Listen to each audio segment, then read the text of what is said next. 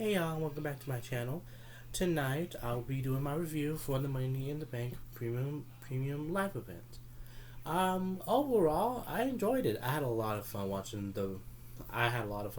it. Um, there was just like one thing I didn't care for, but other than that, I enjoyed it. There wasn't any bad matches, not one bad match in my opinion. Yeah, for this review, it's gonna be the same as my other ones. Straight to the point. I'm gonna go through each match. Um, talk about who won and what do I think, or like how do I feel about the result, and maybe if I remember any spots that stuck out to me, I will mention it. So yeah, let's begin. So surprisingly, Money in the Bank started off with the men's Money in the Bank ladder match, which I didn't expect because usually they start off with the women's, but they start off with the men's. But yeah, in that match, it was Damian Priest, Butch, LA Knight, Logan Paul, Ricochet, Santos Escobar, and Shinsuke Nakamura. This was a fun match. I enjoyed it. It was a lot of fun, a lot of spots. A lot of times I said, "Ooh," I was like, "Ooh, ouch." Definitely. Two spots came to mind. Um, Logan Paul with a frog splash onto Damian Priest onto the ladder. Um, and then and then it was more towards the end of the match when Ellen and I pushed the ladder that Logan and Ricochet was on, and they like caught themselves on the ropes and then Ricochet hit Logan with a modified version of the Spanish Fly, and both of them end up like went up through the table, and like both of them spiked through the table. I was like, oh god. I was afraid of of both their necks and their heads. I was like, oh god. I was like, y'all good. But yeah. The ending of the match, um, uh, was with LA Knight and Damian Priest both on the ladder, and then Damian Priest hit LA Knight with I guess like a modified version of the Broken Arrow from the um, from from from the ladder, and then Damian Priest climbed the ladder, and he is now, as you would call it, Senior Money in the Bank. How do I feel about this result? I'm not mad at it. I'm glad Damian won. Which means I'm just glad in general that Logan Paul didn't win the briefcase because I mentioned in my prediction, in my rant about Logan Paul being added into the match, I was sure that they was gonna have Logan win, but they didn't, and I'm happy about it. And I'm happy that Damian won the briefcase. With them having when the briefcase, that means that they're gonna give him a big push. But yeah.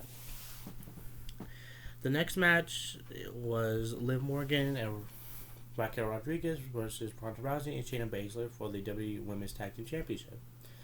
I enjoyed this match too. Um, I enjoyed this match as well. And like it was a solid match. I'll say that. Like it was a solid match. Now, what gagged me? What was the ending?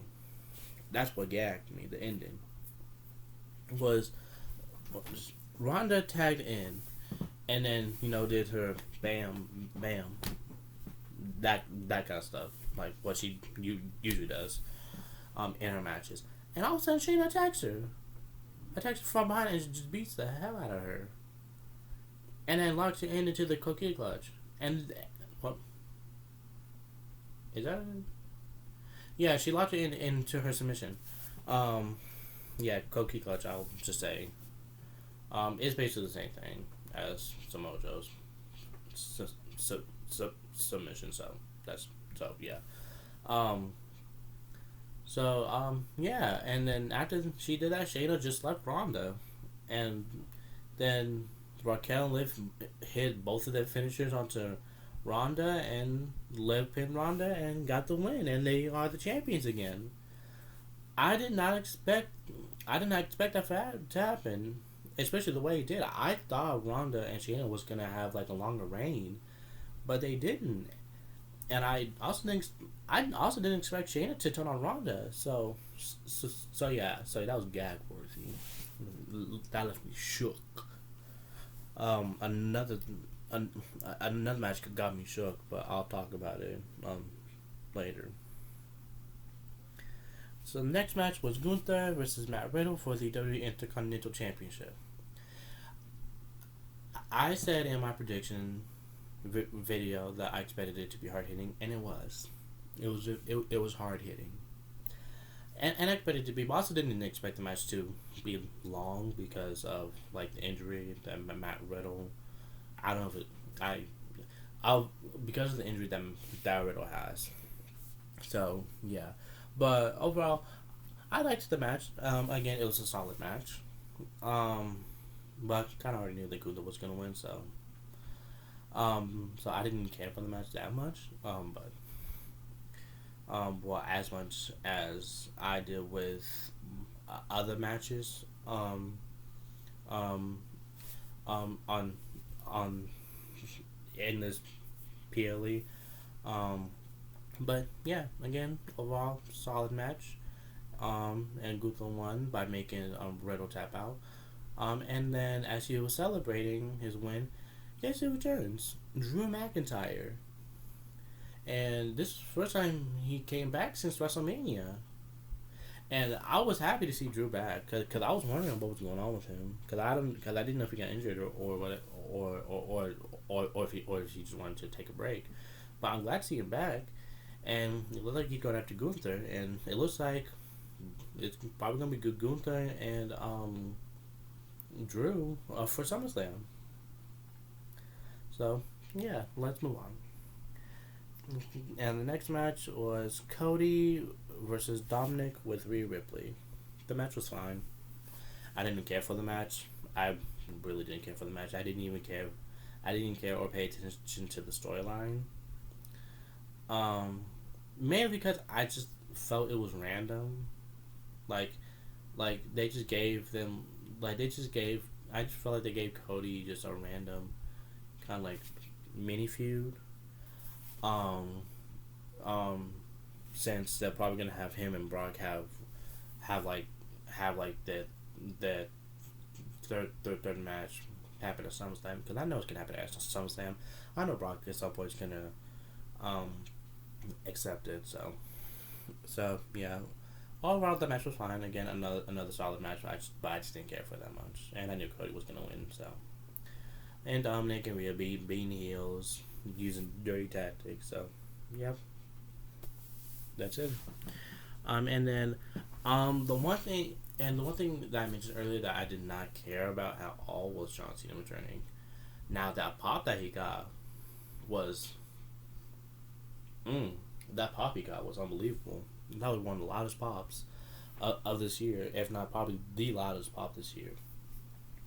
But yeah, I just didn't care. I didn't care for Cena returning. I didn't care for his promo. I didn't really care for the whole exchange between him and Grayson Waller.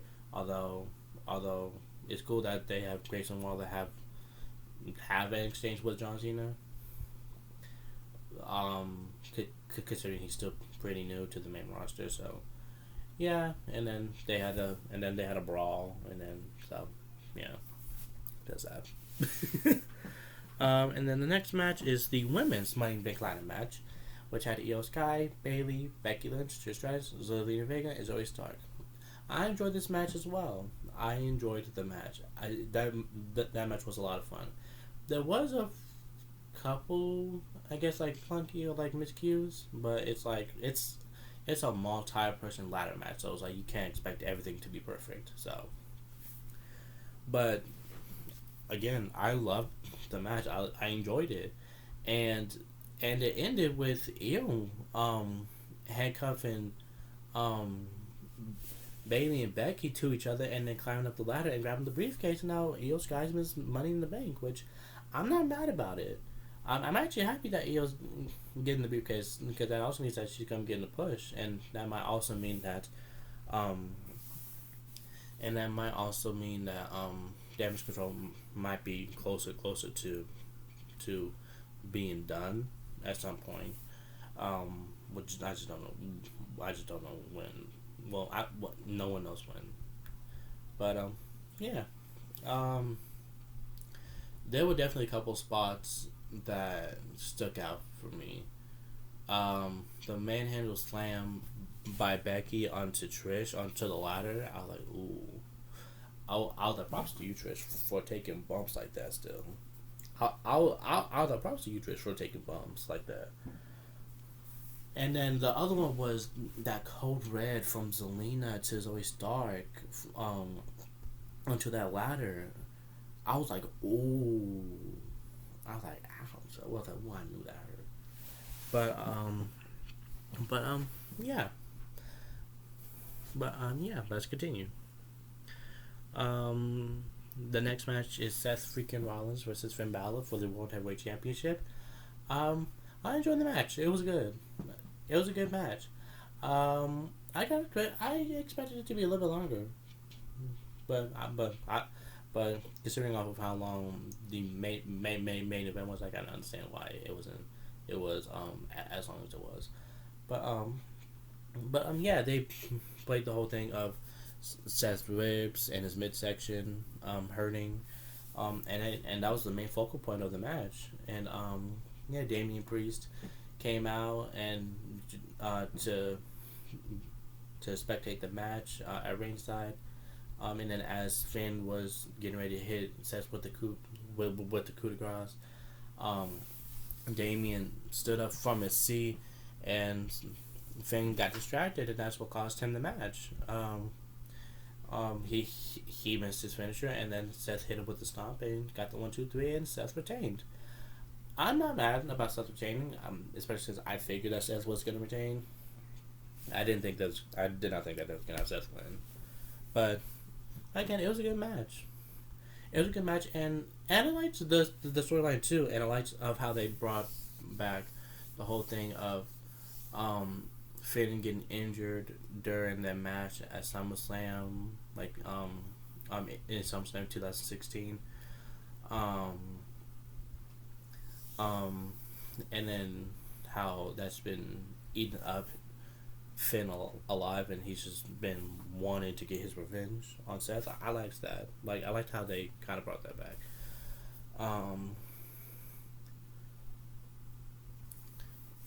And the main event is the Bloodline Civil War Tag Team match, which I kind of figured was going to be the main event. The Usos versus the Bloodline, which was Roman and Solo with Paul Heyman. This was a good match. Which I expected it to be. Now, the ending, I did not expect the ending. The ending shocked me. Okay, here's how the ending went. The ending went with Jimmy, the Usos was in trouble. And Jimmy was laid onto the table, and Solo was about to hit Jimmy with a splash through the announce table. But Jimmy moved out of the way, and Solo went through the announce table. And then Jay and Roman had the exchange, super kick, Superman punch, another super kick, and then Roman hit him with a spear. And I thought it was going to be over. But then not only did Jay kick out, but he also hit him low, too, at the same time as he kicked out, just like how Roman did to him the first time they fought, which was at Clash of Champions in 2020. And then after that, it was just super kick after super kick onto Roman, boom, boom, boom, boom, boom, and then Jay got the tag, and then he climbed up top, and then he hit Roman with the splash. And then once I heard that 1-2-3, I was shocked that Roman got pinned. Jay pinned Roman. I my jaw dropped. I could not believe it, and I still can't believe, like, it's insane that Jay pinned Roman.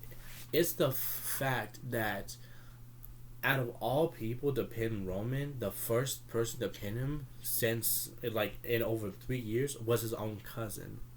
That's crazy. I'm like, wow.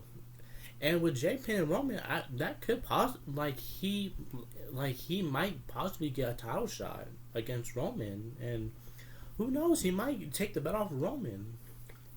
But yeah, that's how it ended, and I was just like, I was just in awe that Roman got pinned, because I did not expect Roman to get pinned. Because I mentioned it in my predictions, like, I figured the Usos was gonna win, but I expected Solo to get the pin, not Roman, because I kept on saying, like, I feel like they're gonna wait until they're gonna have Roman lose the belts for him to get pinned for the first time.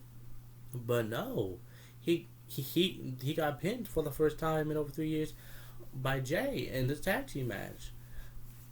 But I I'm still in awe. I still can't believe it.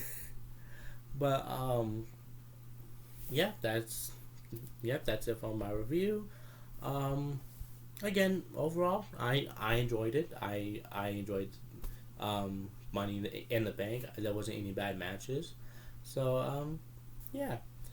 I will see you next time. I don't know when that will be. Um, Maybe if it's an opinion or a rant about a storyline that's going on in WWE, or probably when it gets closer to SummerSlam. But either way, I'll see you next time. Thank you. Bye.